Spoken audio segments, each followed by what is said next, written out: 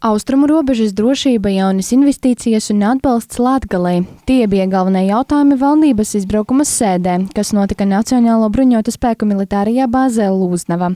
Ministri apsprieda pierobežas stiprināšanu, infrastruktūras, veselības, aprūpes, izglītības un reģiona ekonomikas attīstību. Izglītības un zinātnes ministrija iepazīstināja ar plānu, kas nodrošinās nepārtrauktu mācību procesu krīžu vai citu ārkārtas situāciju gadījumā. Veselības ministrija informēja par pasākumiem medicīniskās palīdzības stiprināšanai Latgalē. Savukārt satiksmes ministrija ziņoja par autoceļu stāvokli un to remontam paredzēto finansējumu. Ļoti veselīga sēde, jo savādāk ir tā problēma, ka mēs lēmumus pieņemam Rīgā, neizprotot reālo reģionu vajadzības. Un šādi atbraucot, it sevišķi dienu vēl iepriekš, ka var apmeklēt gan lielus uzņēmumus, kas šeit, gan mazus uzņēmumus, gan arī turisma, ģimenes uzņēmumus, arī lauksaimniekus. Tikai tad tu iegūsti un saproti, un pašvaldības pārstāvis tu saproti un iegūsti informāciju, kas patiešām notiek un kas patiešām ir svarīgi. Un tas, ko mēs no katra no cilvēkiem ieguvām, ir numur 1 drošības jautājums. Svarīgākais, kas ir nepieciešams, ir atbalsts. Tūlītējs atbalsts, nevis pēc pusgada, bet tūlītējs tagad jau tūlītās no jūlija mēneša. Un svarīgākais jautājums ir cilvēks. Beigās tas ir cilvēks, mums ir nepieciešams, ja mēs gribam drošību, mums ir jābūt arī stiprai ekonomikai, un to nozīmē arī atbalstu. Viens no galvenajiem valdības pieņemtajiem lēmumiem bija palielināt finansējumu Latgales plānošanas reģionam par 2 miljoniem eiro. Šie līdzekļi tiks novirzīti uzņēmēju darbības atbalstam austrumu pierobežas pašvaldībās. Turklāt valdība apstiprināja mehānismu zaudējumu kompensēšanai, kurus varētu nodarīt bezpilota lidaparāti. Sēdē tika apspriest arī Latvijas robežas aizsardzības jautājumi, tostarp bezpilota lidaparātu izmantošanas robežas drošības stiprināšanai. Mēs pilnveidojam spējas un šīs dienas papildus sistēmu izvietošana šeit Latgalē, kas tieši pretdrona aizsardzības sistēmas, ir viens no soļiem, kas dos tādu pārliecību, ka mūsu debesis paliks drošākas. Mūsu karavīri pastiprinātā klātbūtne šeit kā bāzē Lūznavā, Alūksne, Daugavpils, netālu Sēlijas poligons, Daugavpilī mūsu sabiedroto Kanādas bruņoto spēku karavīru klātbūt. Tas drošības garants, kad šeit mums viss būs labi. Ir pietiekoši liels skaits ar nekustamajiem īpašumiem, kuri nepieciešami mūsu aizsardzības sistēmas izveidei, šķēršļu izvietošanai, materiālu tehnisko līdzekļu parku izveidē. Process notiek, un šeit jāsaka liels paldies iedzīvotājiem par sapratni, par sadarbību, un, protams, pašvaldību atbalstam par viņu ieguldījumu, lai mēs varētu veidot šo aizsardzību daudz spēcīgāku un savu iespēju aizsargāt valsti. Sanāksmē piedalījās arī Latgales pašvaldību vadītāji, tostarp Daugavpils pārstāvji. Viņi iepazīstināja valdību ar aktuālākajām problēmām, ar kurām šobrīd saskaras Latgales pilsētas un novadi. To, cik lielā mērā kabineta darba kārtība un mūsu darba kārtība varbūt atšķirās, mēs iezīmējām arī sēdes laikā, jo pašvaldības galvenokārt runāja par saimnieciskām lietām, par ekonomiskām lietām. Mēs runājām, ka ir nepieciešams pieņemt jaunu pašvaldību izlīdzināšanas mehānismu, jo valsts uzliek vairāk pienākumus, dažādās jomās finansējums līdzi neiet, un pašvaldības to dara uz pēc būtības sava rēķina. Viņi diskutē, vai tas notiks, bet tur nav ko diskutēt, tur ir jāpieņem. Tad būtu jāpieņem, piemēram, likums par austrumu pierobežas, jo austrumu pierobeža šobrīd nav definēta nevienā normatīvā aktā. Paradoks, Eiropas Savienības līmenī austrumu pierobeža jau tiek definēts, pat austrumu pierobežas pašvaldības parādās Eiropas Savienības dokumentos. Tur kaut kur iznāk rūpēs mums vairāk nekā šeit, jo šeit šī definējuma nav. Kāpēc šis definējums ir nepieciešams? Jo ir nepieciešams veidot atsevišķu investīciju fondu attīstībai, ieguldījumiem, lai kompensētu. Šodien neviens uzņēmējs tev pļavā vai bērzu birzī neies. Ir jāsagatavo priekš viņa infrastruktūra, kurā viņš ietu ar savām investīcijām. Ir jāsagatavo visi mehānismi, vai bezprocenta kredīti, vai birokrātiskie atvieglojumi, lai uzņēmējs būtu ieinteresēts šeit, ir jābūt vairākiem burkāniem, jo šeit ir sarežģīti investīciju vidi, viņi ir pakļauti apdraudējumiem un riskiem, un šeit ir jābūt daudz motivējošākai tai sistēmai, lai ietu tie uzņēmēji. Manuprāt, tur tika izteikti ļoti daudzi konkrēti priekšlikumi, kas tiks izdarīts, un ar konkrētiem datumiem, cik ilgā laikā tas jāizdara. Piemēram, izglītības ministre noprezentēja jauno modeli, kādā veidā visas skolas darbosies, ja ir gaisa apdraudējums, ja ir dzeltenais brīdinājums, ja ir oranžais brīdinājums. Tur tika arī konkrētas lietas izrunātas pa patvērtnēm. Tika nolēmts, ka šo procesu visu birokrātisko daudz mēs vienkāršosim, lai varētu reāli būvēt, nevis tērēt naudu papīriem, projektēšanām un tādām lietām. Tika pielemts arī 2 miljonus papildus iedalītai programmai, kurā mēs startējam ar industriālo parku Augšdaugava, jo šobrīd, pēc mūsu datiem no Latgales ir iesniegti projektus kopējā summa 17 miljoni, bet kvota bija 10. Šobrīd tā ir palielināta pa 2 miljoniem. Atliek cerēt, ka visi izteiktie priekšlikumi par reģionu attīstību un drošības stiprināšanu nekļūs tikai par priekšvēlēšanu solījumiem. Latgalei ir nepieciešams reāls atbalsts un konkrēta rīcība, nevis tikai vārdi. Tāpēc tagad atliek gaidīt, kā šie solījumi tiks īstenoti praksē.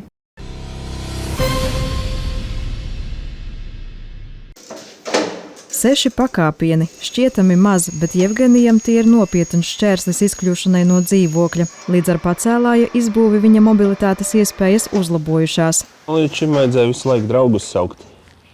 Viens pats nekādīgi nevarēja, mamma arī nevarēja palīdzēt. Visu laiku bija jābūt draugiem. Kā ir tagad ar šo pacēlāju? Tagad ir vienkārši iekāpi ratos, viss, izbrauci pats. Eiropas Savienības atveseļošanas fonda atbalstītais projekts paredz Līvānu novadā pielāgot 4 objektus. Viena ir publiskā ēka, bet 3 privātpersonu mājokļi, kuros darbi jau pabeigti. Latvijai no atveseļošanas fonda piešķirti vairāk nekā 5 miljoni eiro ar obligātu nosacījumu. Līdz augusta beigām jāpielāgo vismaz 228 mājokļi. Tomēr Labklājības ministrijā norāda, ka pastāv risks prasību neizpildīt, jo 33 objektos joprojām nav noslēgti būvdarbu līgumi. Starta šāviens bija 2023. Gadā rudenī. Pašvaldības, diemžēl, ir kavējušās ar iepirkumu organizēšanu. Viss ir atstāts uz pēdējo brīdi. Kavēšanās ir arī citu iemeslu dēļ. Piemēram, Bauskas novadā no 11 paredzētajiem mājokļiem darbi pabeigti tikai vienā, jo būvnieku piedāvātās izmaksas ievērojami pārsniedza pieejamo finansējumu. Sadārdzinājums saņemot šos piedāvājumus bija gandrīz 180 000 eiro. Mēs samazinājām šos projekta apjomus. Ja bija plānots labiekārtot arī mājokli, tad, diemžēl, šī labiekārtošana izpaliks. Primāri koncentrējoties uz to, lai ierīkotu vai nu pacēlājus vai pandus, lai tiešām cilvēki var tikt ārā no mājas. Lai tomēr izpildītu Eiropas prasības, Labklājības ministrija piesaistīja papildu naudu, aicinot vietvaras pielāgot vēl vairāk mājokļu, lai sasniegtu prasīto 228 mājokļi līdz augusta beigām. Aicinājumam atsaucās 7 pašvaldības, tostarp Jēkabpils novads, kur 4 jau pabeigtos objektus papildinās vēl 1. Protams, ka termiņi ir ļoti īsi, bet uz šo brīdi mums jau iet iepirkums. Kāpņu telpā būs uzstādīts elektriskais pacēlājs. Iepirkums noslēgsies 7. jūlijā. Riski vienmēr pastāv. Ja Latvija līdz augusta beigām nespēs izpildīt prasību, valsts var saskarties ar finansiāli nelabvēlīgiem lēmumiem. Labklājības ministrijā norāda, šobrīd būvdarbi pilnībā pabeigti 148 objektos. Sandra Pēgļkalne, Kaspars Daņiļevičs, Vidusdaugavas televīzija. Uzņēmums Ācu kopā ar Daugavpils pašvaldību 10 gadi atpakaļ pilsētas teritorijā Liganiškos atvēra specializētu atkritumu šķirošanas laukumu, kur ik viens bez maksas var nodot saulēcīgi sašķirotus atkritumus, kas ir derīgi otrreizējai pārstrādei. Šis šķirošanas laukums ir paredzēts priekš fiziskajām personām. Tātad, ko šeit var atvest? Šeit var atvest petpudeles, plasmasas, petpudeles, stiklu skārda iepakojumu, kā arī kartonu un visādus papīra izstrādājumus. Plus tekstilam ir paredzēta vieta arī šeit, jā, kā redzat. Un tāpat tās cilvēki var atvest arī vecu nolietojušos lielgabarītu. Ko tas nozīmē? Lielgabarīts tie ir dīvāni, galdi, krēsli un tā tālāk. Šķirošanas laukumā no jums pieņems arī sādzīves tehniku. Protams, tikai ar vienu nosacījumu, ka tai nav jābūt izjauktai, kas nozīmē, ka tikai karkasu no veļas mašīnas, leduskapja, mikroviļņu krāsns vai citiem priekšmetiem šeit nepieņems. Taču ne visu ir iespējams nodot Liginišķu atkritumu savākšanas laukumā. Vēl viens lūgums – būgružus uz šajieni nevest. Būgruži netiek pieņemti. Matrači un būgruži nē. Bet vēl viena piebilde šeit arī pieņem ķīmiskās vielas, tādas kā akumulātori, luminiscētās spuldzes un dzīvsudrabu saturošās nederīgās mantas arī tiek pieņemts. Pārējais nē. Vēl ir tāda unikāla iespēja uz šajieni atvest autovadītājiem 4 nolietotas riepas, bet ar vienu piebildi šīs 4 riepas var nodot tikai 1 reizi gadā, uzrādot tehnisko pasi, tā tiks pieregistrēta. Uz atkritumu savākšanas laukumu nevajadzētu vest arī būvatkritumus. Tos pieņems tikai atkritumu poligonā, kas atrodas Demenē. Taču akumulātorus, luminiscētas lampas, elektrotehniku var droši vest uz šejieni. SIAC kopā ar Daugavpils pašvaldību Liginiškos atvēra arī otru šķirošanas laukumu, taču šoreiz tā ir domāta zaļajai masai, zālei, lapām, koku zariem un citām dabas atliekām, kas turpmāk kļūs par izejmateriālu dabas gāzes ražošanai, kas ir nepieciešama Demenes poligonam. Šķirošanas poligons strādā Liginiškos katru dienu no 8 līdz 19:00. Viena no noslogotākajām vietām Daugavpilī šobrīd ir Daugavpils reģionālā slimnīca, kur neatliekamās medicīnas un pacientu uzņemšanas nodaļā diennakts laikā palīdzība tiek sniegta vairāk nekā 120 pacientiem. Vasaras karstums un aktīva atpūta ir palielinājusi pacientu skaitu. Mediķi ikdienu saskaras gan ar dažādām traumām, gan pārkaršanas un atūdeņošanas gadījumiem. Tā ir vasara. Ir sācies siltais laiks, aktīvais laiks, bērniem ir brīvlaiks. Ir daudz sporta aktivitātes, riteņi, skrejriteņi, skrituļu slides, diemžēl arī batuti, jā, un tas uzreiz paaugstina šo iegūto traumu skaitu. Tie ir bērniem ir pieaudzis šo traumu skaits, protams, arī pieaugušajiem. Pacientu skaits ir pieaudzis arī sakarā ar to, ka Jēkabpilī nav pieejams traumatologs, kas nozīmē, ka pēc hospitalizācijas plāna pacienti tiek nogādāti Daugavpilī. Traumpunktā pašreiz tiek apkalpoti un sniegta neatliekamā palīdzība no 60 līdz 70 pacientiem diennaktī, kas ne tikai noslogo personālu, bet arī paildzina gaidīšanas rindu. Taču uzņemšanas nodaļā īpaši pēdējo dienu laikā liela pacientu plūsma ir nonākusi liela karstuma dēļ. Karstums, tveice, ko mēs esam tagad šīs pēdējās 3-4 dienas piedzīvojuši. Protams, tie pacienti, kas nonāk pie mums klinikā, tie jau ir ar simptomiem, tie jau stāvoklis ir kā vidēji smagi un smagā stāvoklī. Sākšu laikam ar to, kādi ir tie simptomi, kam ir jāpievērš uzmanība. Ja? Tas ir vājums, slikta duša, samaņas traucējumi, apātija. Tādā gadījumā, protams, ir jāsauc neatliekamā palīdzība un jāgriežas pie mums. Gribētos piebilst, ka viens no provocējošiem faktoriem, kas var to klinisko ainu nomaskēt un justies cilvēks sāk pēc tam sliktāk, ir alkohols. Alkohols ir kā katalizators gan traumām, gan arī pārkaršanai, tāpēc alkohola lietošana karstā laikā noteikti ir jāierobežo. Starp citu, vēlams ierobežot arī ir kofeīna daudzums, jo viņš var veicināt atūdeņošanos un elektrolītu disbalansu. Pacientu, kas nonākuši slimnīcā ar smagiem gadījumiem, pagaidām vēl nebija, taču pasargāt sevi var ievērojot profilaksi. Izvairīties no tiešas saules diennakts karstīgā laikā no 11 līdz 4, dzert ļoti daudz ūdens un visu laiku atvēsināties, kā arī svarīgi ir atcerēties, ka riska zonā ir mazi bērni, grūtnieces un seniori. Vislielākās bailes un bāžas ir par vecāku bezatbildību, jo jau bija šī ziņa par to, ka atkal bija jau atstāts mašīnā bērniņš. Vecāki atstāja mašīnā bērnu un paši aiziet uz veikalu. Tas ir traģiski. Es uzskatu, ka tur ir jāsas pie krimināla atbildības šie vecāki, jo tā ir principā tīša pakļaušana nāvei. savu bērnu. Jo šī temperatūra salonā saules ietekmē tik augsta pie 50-60 grādiem. Un, protams, šis mazais bērniņš, viņš uz atūdeņojas, viņam ļoti ātri iestājas samiņas traucējumi un elpošanas apstāšanās. Šajās dienās vecākiem ir daudz vairāk jāpievērš uzmanība saviem bērniem un viņu drošībai ne tikai mājās, mašīnā vai veikalā, bet arī pludmalēs un pie ūdens. Pirmkārt, es gribu atgādināt vecākiem, ka savus bērnus vienmēr ir jāpieskata. Nedrīkst atstāt bērnus bez uzraudzības, vienmēr jāuztur vizuālais kontakts, kā arī vēlams lietot peldvestes. Ir arī jāatceras, ka karstā laikā, kad organisms ir pārkarsis, nevajadzētu strauji ieiet augstā ūdenī. Krasa temperatūras maiņa var radīt nopietnu slodzi organismam un izraisīt veselības traucējumus, tāpēc ūdenī ieteicams ieiet pakāpeniski, kā arī Stropu centrālajā pludmalē kategoriski aizliegts peldēt aiz norobežojošām bojām. Norobežojam, jo ūdens tilpne ir publiska. Peldēt tālu nav droši. Uz ezera atrodas visādi peldlīdzekļi, ūdensmoči, laivas, kā arī visādas nodarbības, tāpēc peldēt aiz bojām nav droši. Kā arī mēs aktīvi monitorējam šo zonu, lai viss būtu kārtībā. Taču dodoties atpūtā uz ūdens, ir svarīgi atcerēties, ka cilvēka drošība ir pirmajā vietā un glābšanas vestē vienmēr ir jābūt pie rokas. Ja jūs dodaties atpūtā ar peldlīdzekļiem, kaut kādiem ar laivu vai ar subdēli, tātad lietojat peldvestes. Bērniem līdz 12 gadiem obligāti jālieto glābšanas vestes, jo peldvestes. Vecākiem jau par 12 gadiem viņam obligāti jābūt peldlīdzeklī.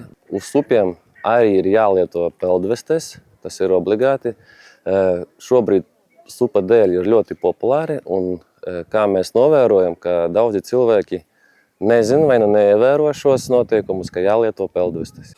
Gadījumā, ja karstā dienā esat pludmalē un kādam paliek slikti, var sniegt pirmo palīdzību.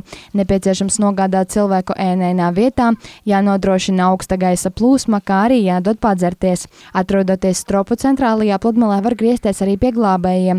Viņus jūs atradīsiet brūnajā ēkā, kāpjot pa kāpnēm 2. stāvā. Taču smagākos gadījumos nekavējoties zvaniet ātrai palīdzībai uz ārkārtas numuru 113 vai 112. Sargiet sevi un cilvēkus blakus jums.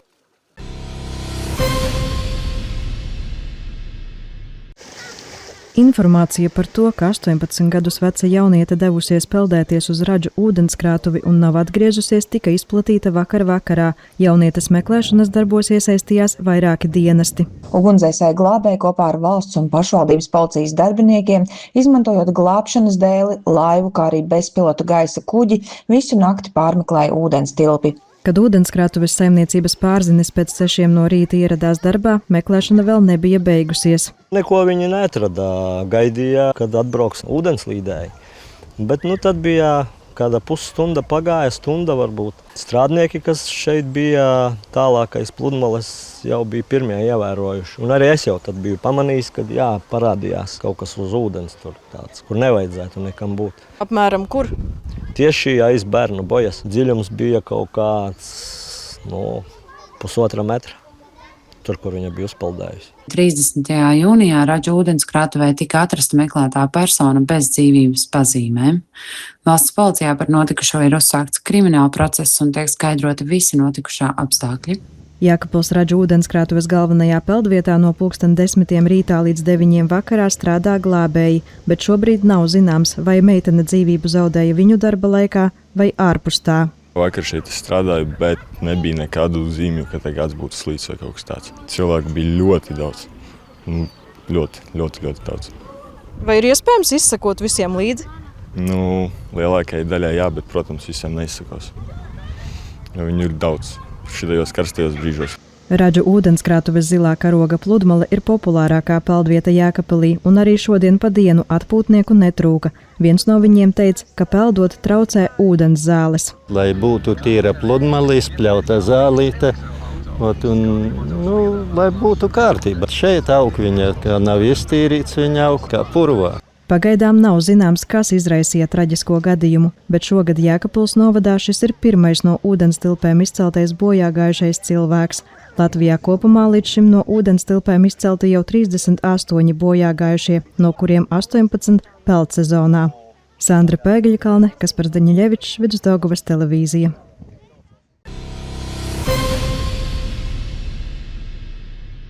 Svētdien, 5. jūlijā Nikolaja Pakrova vecās Forštetes pēcticībnieku dievnamā notiks nozīmīgs notikums. Šajā dienā pēc rīta dievkalpojuma dievnamā notiks jaunā baznīcas zvanu iesvētīšana. Zvani tika izgatavoti Itālijā pēc īpaša vecās Forštetes pēcticībnieku draudzes pasūtījuma, jo pavisam drīz te tiks uzcelti zvanu torni un to skanējums atbalsosies visā apkārtnē. Visu baznīcu lielākā problēma ir zvani. Kad kāds mazliet stiprāks sāla laikā uzsitīs, tad uzreiz tas saplīsīs. Un zvanus nevar salabot, tie nav restaurējami. Tāda tehnoloģija nav.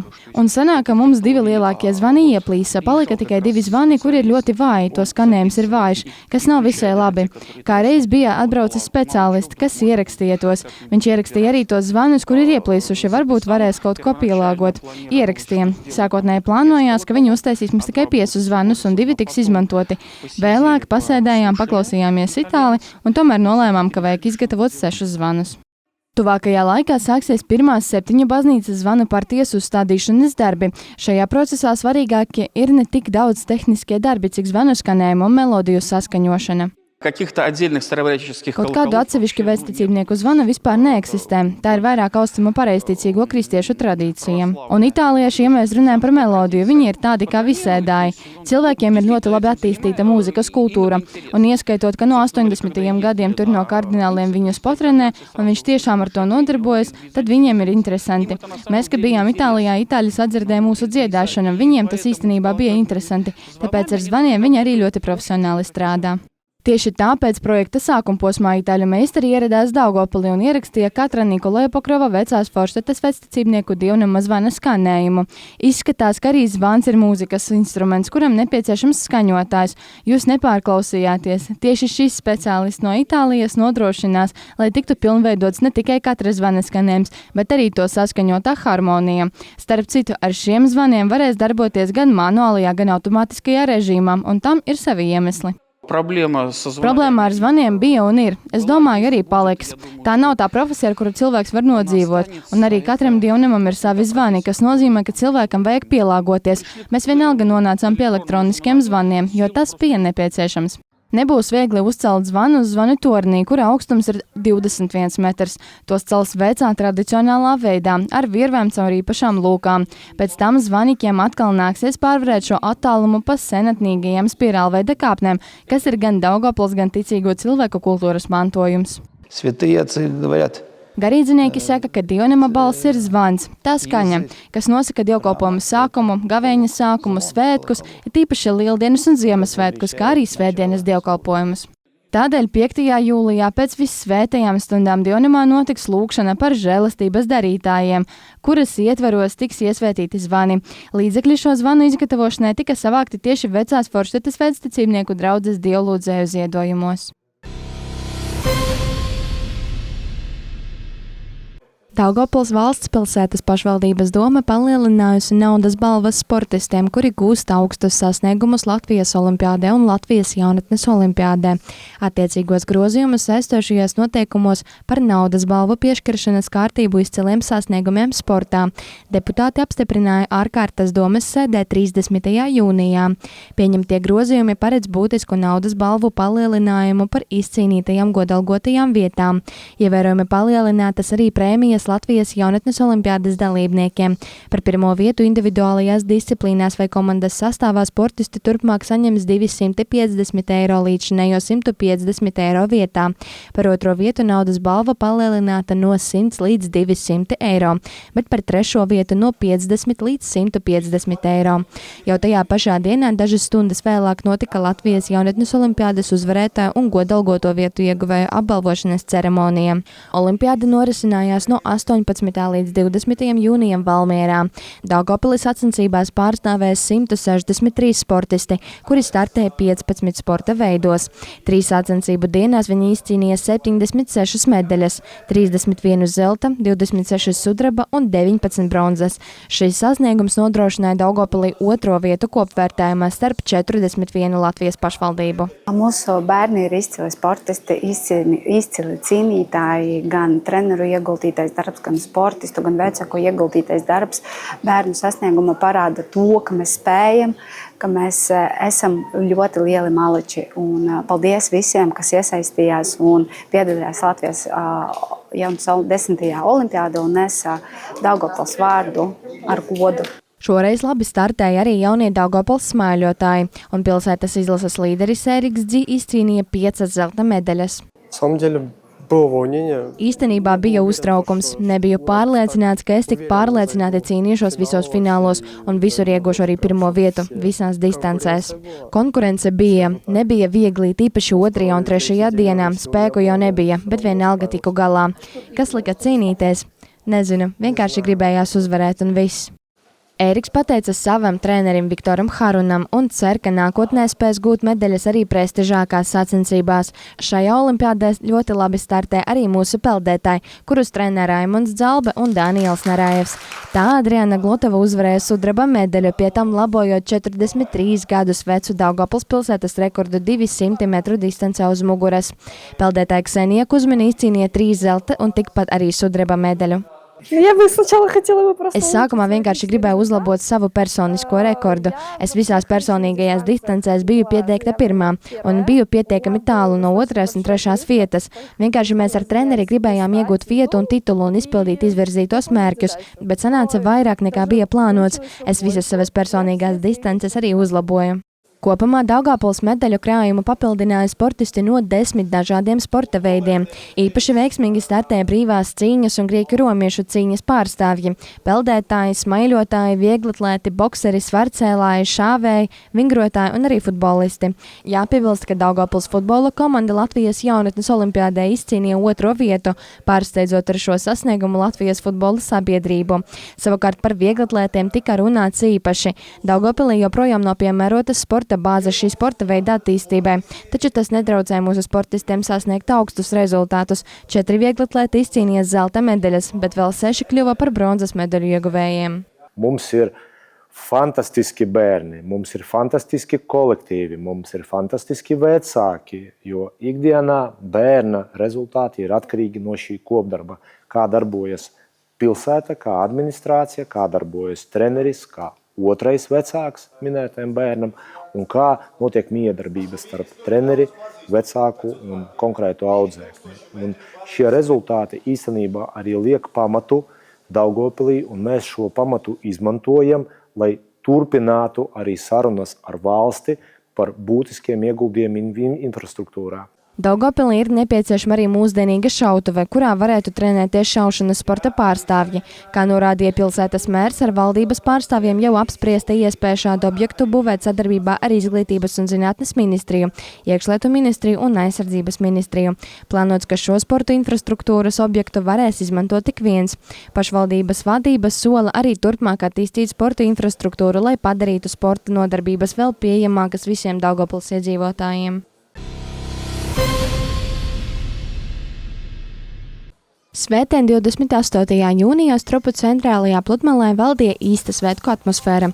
Sieviešu biznesa klubas Enerģija dalībnieces organizēja piepildītu un sirsnīgu bērnu pasākumu, dāvinot mazajiem viesiem smaidu, prieku un neaizmirstamas emocijas. Mēs, biznesa klubs Enerģija, izveidojām sevi, lai veidotu tik brīnišķīgus pasākumus, nevis tikai, lai uzņemtu smukas fotogrāfijas. Un šis pasākums tika izveidots pateicoties meitenēm no mūsu kluba, kuras piedāvā bērnu izklaides pakalpojumus. Mums ir bērnu labdarības pasākums. Mēs no savas puses Multistory Daugavpils piedāvājam šī pasākuma vadītājiem. Domāju, viņi visi dzirdēja. Krītiņu konkursu, kas tikko beidzās. Kā arī pasākumā ir vēl ļoti daudz bērnu organizāciju, kuras piedāvā ļoti daudz interesantu nodarbju. Akvagrimu, tetovējumu, babalu limonādes, kā tik tā nav. Un tas viss ir foršākais ir tieši bērniem. Jau no pirmajām minūtēm svētki piepildījās ar bērnu smiekliem un spilgtām emocijām. Bērni piedalījās konkursos, zīmēja, spēlējās ar animatoriem, fotografējās ar mīļākajiem varoņiem, kā arī dabūja dāvanas no sponsoriem, un par pasākuma kulmināciju kļuva putu ballīte. Liels paldies organizatoriem par šādu brīnišķīgu pasākumu, kas ir speciāli bērniem, vasarā, prieks un vēl ļoti labi, ka laikapstākļi nepievīla. Viss ir ļoti labi. Brīnišķīgi! Kas visvairāk patika? Laikam zīmēšanas konkurss. Vispār forši, ka šādas svētkus organizē. Jā, protams, tāpēc, ka var satikt draugus, kurus ikdienas dzīvē nepaspēja satikt. Bērnu dārzs beidzās, taču tajā pašā laikā ir iespējams satikties šeit. Labi pavadīt laiku ar ģimeni, bērniem, kam nevienmēr ir tik daudz laika. Un šeit ir tik laba iespēja to izdarīt, vēl piedalīties konkursos. Brīnišķīgs laiks, pie tam laikapstākļi arī priecē. Mēs no Rīgas atbraucām. Var teikt, ka tieši uz svētkiem. Pie vecmamām, vectēviem un pie jums uz svētkiem.